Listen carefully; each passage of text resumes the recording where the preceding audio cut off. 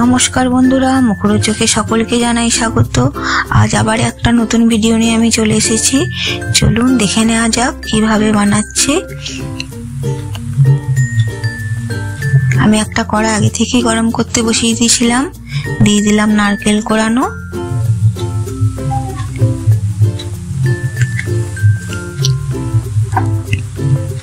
দিয়ে দিচ্ছি চিনি, একটু নেড়ে নেব।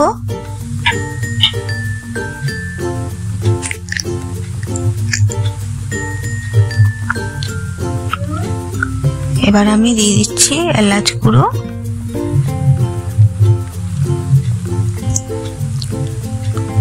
দিয়ে দিচ্ছি গুড়। এটা একটা আমি পাক তৈরি করে নেব।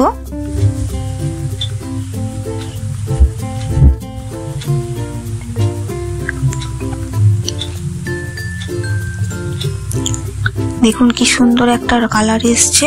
আমি একটা বাটি নিয়ে নিয়েছি, দিয়ে দিচ্ছি ময়দা। আমি এখানে 4 চামচ মতো ময়দা নিয়েছি, বড় চামচের।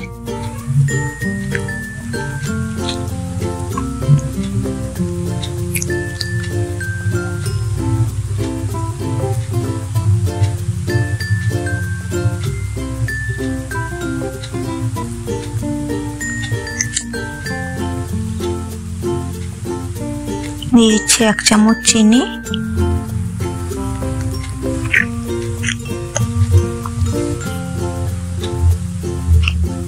দিয়ে দিচ্ছি এলাচ গুঁড়ো।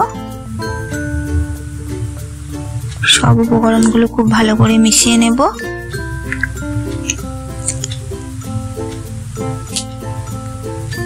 এবার এটাতে আমি দুধ দিয়ে একটা ব্যাটার তৈরি করে নেব।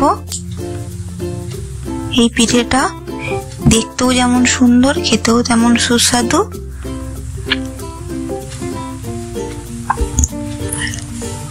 দেখুন ব্যাটারটা কিরকম তৈরি হয়েছে।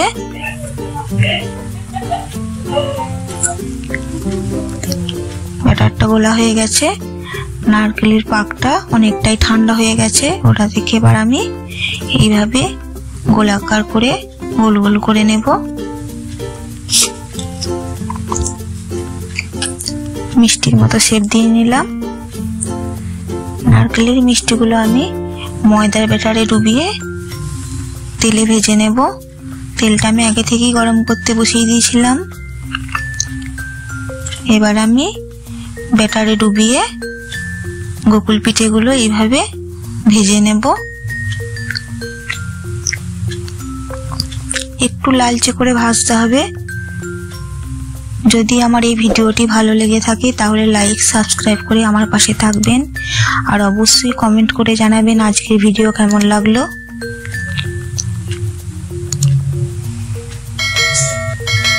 দেখুন ভাজা হয়ে গেছে। এবার আমি তুলে নেব।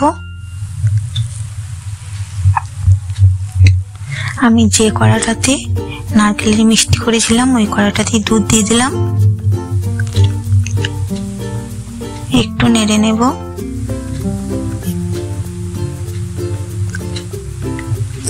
দুধটা আমি খুব ঘন করে জাল দিয়ে নেব। দিয়ে দিচ্ছি এলাচ গুঁড়ো,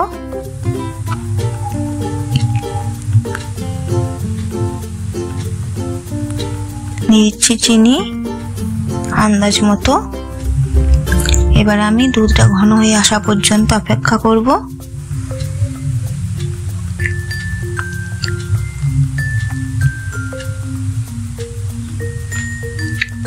দেখুন দুধটা কতটা ঘন হয়ে এসেছে। এবার আমি যে পিঠেগুলো ভেজে রেখেছিলাম একে একে পিঠেগুলো দুধের মধ্যে দিয়ে দেব।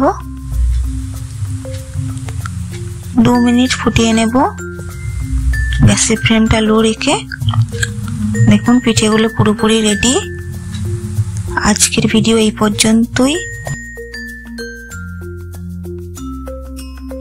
সকলে ভালো থাকবেন, সুস্থ থাকবেন। সকলকে জানাই ধন্যবাদ।